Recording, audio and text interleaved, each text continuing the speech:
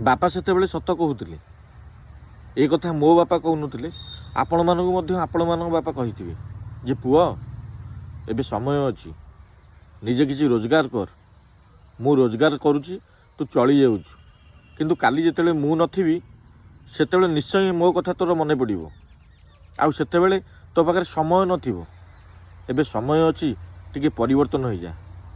କିନ୍ତୁ ସେତେବେଳେ ଆମେ ବାପାଙ୍କ କଥାକୁ ମଜାକ ଭାବୁଥିଲେ। ବାପାଙ୍କ କଥାକୁ କୌଣସି ଭାବରେ ଆମେ ସିରିୟସ୍ ନେଉନଥିଲେ। ଆଉ ବାପା ଯଦି ଆମକୁ ପାଟି କରୁଥିଲେ, ଗାଳି କରୁଥିଲେ କି କେତେବେଳେ ମାଡ଼ ମାରୁଥିଲେ, ତ ସେସବୁ ଜିନିଷ ଆମ ପାଇଁ ସେତେବେଳେ ସମସ୍ୟା ଥିଲା। କିନ୍ତୁ ଏବେ ଯେତେବେଳେ ଆମେ ବଡ଼ ହେଉଛୁ, ଯେତେବେଳେ ଆମେ ରୋଜଗାରକ୍ଷମ ହେଉଛୁ, ଯେତେବେଳେ ଆମେ 5 ଟଙ୍କା ଖର୍ଚ୍ଚ କରୁଛୁ ନା, ସେତେବେଳେ ଆମକୁ ସେଇ ବାପାଙ୍କ କଥା ମନେ ପଡ଼ିଯାଉଥିଲା ଯେ ପୁଅ ତୁ ଯେତେବେଳେ ରୋଜଗାର କରିବୁ ପଇସାର ମୂଲ୍ୟ ତୁ ସେତେବେଳେ ହିଁ ବୁଝିବୁ। ଏବେ ମୁଁ ରୋଜଗାର କରୁଛି, ତୁ ମୋ ପଇସାକୁ ନେଇକି ଇଆଡ଼େ ସିଆଡ଼େ ଖର୍ଚ୍ଚ କରୁଛୁ, ମନ ଇଚ୍ଛା ବର୍ବାଦ କରୁଛୁ। କିନ୍ତୁ ସେତେବେଳେ ଆମକୁ ସେସବୁ କଥା ଆମେ ଏ କାନରେ ପୁରେଇ ସେ କାନରେ ବାହାର କରିଦେଉଥିଲେ। କିନ୍ତୁ ଏବେ ଯେତେବେଳେ ଆମେ ବାପା ହେଉଛୁ, ଯେତେବେଳେ ଆମ ପିଲାମାନେ ସେଇ ସବୁ କାମ କରୁଛନ୍ତି, ସେତେବେଳେ ହିଁ ଆମକୁ ଲାଗୁଛି ନା ବାପା ସେତେବେଳେ ଯାହା କହୁଥିଲେ ସତ କହୁଥିଲେ।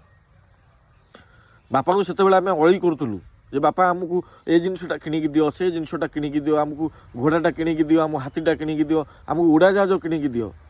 କିନ୍ତୁ ସେତେବେଳେ ବାପା ଆମକୁ ଦେବା ପାଇଁ ସକ୍ଷମ ନଥିଲେ। ଆଉ ଆମେ ଭାବୁଥିଲେ ଯେ ବାପା ଆମକୁ ପାଟି କରୁଛନ୍ତି, ବାପା ହେଉଛନ୍ତି ଆମ ପାଇଁ ଗୋଟେ ସମସ୍ୟା। କିନ୍ତୁ ଯେତେବେଳେ ଆମେ ରୋଜଗାର କରୁଛେ, ବର୍ତ୍ତମାନ ଆମକୁ 5 ଟଙ୍କା ଯେତେବେଳେ ଆମେ ଅପବ୍ୟୟ କରୁଛେ, ଯେତେବେଳେ ଅଯଥାଟାରେ ଖର୍ଚ୍ଚ ହୋଇଯାଉଛି କି ଆମ ପିଲାମାନେ ଖର୍ଚ୍ଚ କରିଦେଉଛନ୍ତି, ସେତେବେଳେ ଆମକୁ ବାଧୁଛି ନା ବାପା ସେତେବେଳେ ଯାହା କହୁଥିଲେ ଠିକ୍ କହୁଥିଲେ ଯେ ପୁଅ ମୁଁ ବର୍ତ୍ତମାନ ରୋଜଗାର କରୁଛି, ଟିକେ ତୁ ପରିବର୍ତ୍ତନ ହୋଇଯା। ଏବେ ମୁଁ ଅଛି, ତୁ ଚଳି ଯାଉଛୁ, ମୁଁ ଅଛି, ମୋ ପଇସାକୁ ତୁ ବର୍ବାଦ କରୁଛୁ, ତୋତେ କିଛି ଲାଗୁନି। କିନ୍ତୁ ତୁ ଯେତେବେଳେ ଇନକମ୍ କରିବୁ, ତୋ ପିଲା ଯେତେବେଳେ ତୋ ପଇସା ବର୍ବାଦ କରିବ, ସେତେବେଳେ ତୁ ଜାଣିବୁ ଯେ ବାପା ଠିକ୍ କହୁଥିଲେ। ହଁ ବାପା, ସେତେବେଳେ ତୁମେ ଯାହା ଯାହା କହିଥିଲ ଏବେ ସେଇ ସବୁ କଥା ମୋ ଜୀବନରେ ଘଟି ଯାଉଛି। ମୋ ଜୀବନରେ ନୁହଁ, ଏଇଟା ସମସ୍ତଙ୍କ ଜୀବନରେ ଘଟୁଛି। ଏବେ ଯେତେବେଳେ ମୁଁ ଇନକମ୍ କରୁଛି, ଖଣ୍ଡେ ସାର୍ଟ ଖଣ୍ଡିଏ କିଣିବା ପାଇଁ ହେଲେ ମୋତେ 10 ଥର ଚିନ୍ତା କରିବାକୁ ପଡ଼ୁଛି। ସାଙ୍ଗସାଥୀଙ୍କ ମାନଙ୍କ ସହିତ ଯଦି ବୁଲିବାକୁ କେତେବେଳେ ଯିବାକୁ ପଡ଼ୁଛି ନା, ସେତେବେଳେ 10 ଥର ଚିନ୍ତା କରିବାକୁ ପଡ଼ୁଛି ଯେ ସାଙ୍ଗସାଥୀଙ୍କ ସହିତ ଗଲେ ମୋର 1000 ଟଙ୍କା ଖର୍ଚ୍ଚ ହେବ। ସେ 1000 ଟଙ୍କାରେ ମୋର ମାସକର ସଉଦା ହେଇଯିବ। ଏବେ ବଜାରକୁ ବାହାରିଲେ ପାଣି ଯଦି ପିଇବାକୁ ପଡ଼ୁଛି ନା, ପଇସା ଦେଇ କିଣିକି ପିଇବାକୁ ପଡ଼ୁଛି। ଏଇଟା ମୋ ଜୀବନରେ ଘଟୁନି, ଆପଣମାନଙ୍କ ଜୀବନରେ ମଧ୍ୟ ଘଟୁଥିବ। ତେଣୁ ବାପାଙ୍କର କଥା ସେତେବେଳେ ମୂଲ୍ୟବାନ ଥିଲା, ସେତେବେଳେ ଆମେ ବୁଝିପାରୁନଥିଲୁ। କିନ୍ତୁ ଏବେ ବୁଝିଲା ବେଳକୁ ଆମ ପାଖରେ ଆଉ କିଛି ନାହିଁ। ସେତେବେଳେ ଆମକୁ ଆମ ବାପା କହୁଥିଲେ, ଏବେ ଆମେ ଆମ ପିଲାମାନଙ୍କୁ ବି କହୁଛୁ।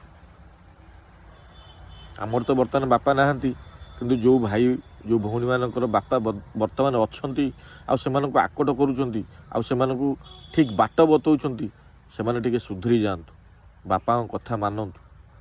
ନହେଲେ ଆମ ଭଳି ପରିସ୍ଥିତିର ସମ୍ମୁଖୀନ ହେବାକୁ ପଡ଼ିବ।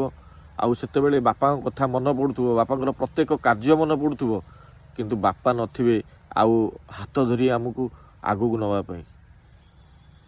ଆପଣମାନେ ମୋ କଥା ନିଶ୍ଚିତ ଭାବରେ ବୁଝିପାରୁଥିବେ। କଥାଟି ଯଦି ଭଲ ଲାଗିଥିବ, ନିଶ୍ଚିତ ଭାବରେ ବାପାଙ୍କ ପାଇଁ କମେଣ୍ଟଟିଏ କରିବେ। ରହିଲି, ଜୟ ଜଗନ୍ନାଥ।